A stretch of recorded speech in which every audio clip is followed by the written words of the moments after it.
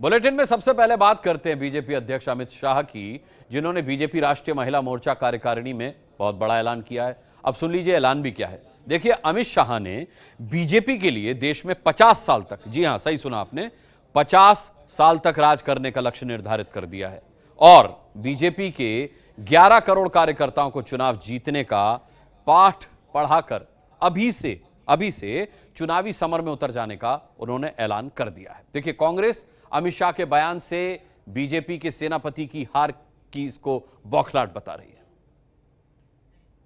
चुनावी सफलता एक 5 साल की, 10 साल की, 15 साल की नहीं चलेगी। जिस प्रकार से आजादी के बाद कांग्रेस को एक लंबे समय तक पार्लियामेंट से पंचायत से पार्लियामेंट तक 50 साल तक शासन करने का मौका मिला, भारतीय जनता पार्टी के कार्यकर्ताओं ने 50 साल तक पंचायत से लेकर पार्लियामेंट तक विजय ही विजय की कल्पना करनी चाहिए।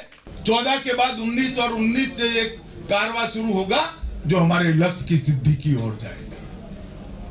और अगर ये करना है, केवल और केवल देश का विचार, केवल और केवल पार्टी का विचार, केवल और केवल युद्ध में विजय का विचार के साथ समर्पित भाव से भारतीय जनता पार्टी के 11 करोड़ कार्यकर्ताओं की फौज ने काम करना चाहिए।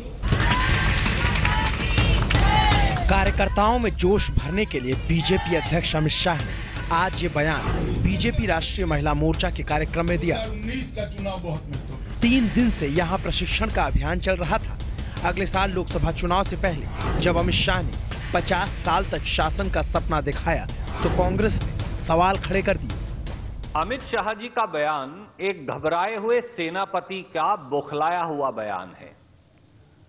अहंकार के नशे में चूर शायद अमित शाह जी भूल गए कि इस देश में वोट का शासन है।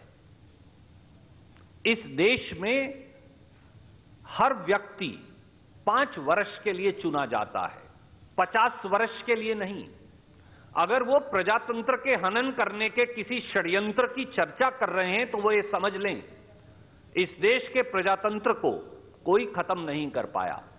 2016 और 17 में 10 संसदीय उपचुनाव हुए, 10 के 10 भारतीय जनता पार्टी हारी, 4 कांग्रेस पार्टी जीती, 6 दूसरे राजनीतिक दल जीते।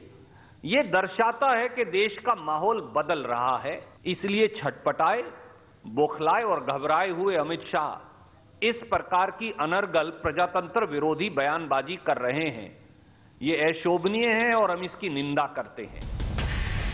2019 के चुनाव से पहले बयानों का ये दंगल आगे भी जारी रहेगा। अभी आगे बढ़ते हैं और आपको बताते हैं कि बीजेपी ने रणनीति क्या बनाई है। जिस सीट पर पिछले चुनाव में बीजेपी हारी थी, उस बूथ पर 3 महिलाओं की टीम बनेगी। जहां बीजेपी का कब्जा है, वहां हर बूथ पर 5 महिलाओं की टीम बनेगी। हर विधानसभा में महिला मोर्चा की एक अध्यक्ष होगी। जनवरी 2019 में लक्ष्य पूरा कर फरवरी में विधानसभा स्तर का सम्मेलन होगा। महिला कार्यकर्ता पॉक्सो एक्ट में हुए संशोधन को घर घर तक पहुंचाएंगी। हर विधानसभा में बोलने वाली 5 महिलाओं की टीम बनेगी जो विरोधियों को जवाब देगी। बंगाल की बाकी, ओडिशा भी बाकी है, तमिलनाडु भी बाकी है, तेलंगाना भी बाकी है, आंध्र भी बाकी है। हमें आराम का अधिकार नहीं। यहीं से संदेश लेकर ये महिला मोर्चा की सारी हमारी कार्यकर्ता बहनें चाहें कि हमारा काम समाप्त नहीं। अभी देश के 21 राज्यों में बीजेपी की सरकार है। आने वाले दिनों में सबसे पहले कर्नाटक और उसके बाद मध्य प्रदेश, राजस्थान और छत्तीसगढ़ में विधानसभा के चुनाव होने। कर्नाटक को छोड़कर बाकी 3 जगहों पर बीजेपी की सरकार है। विधानसभा के बाद लोकसभा का बड़ा चुनाव होना है, इसलिए बीजेपी अभी से पूरा जोर लगा रही है। गाजियाबाद से निपुण सहगल की रिपोर्ट। वंदे मातरम। हर खबर की लेंगे खबर मास्टर स्ट्रोक में रात 9 बजे।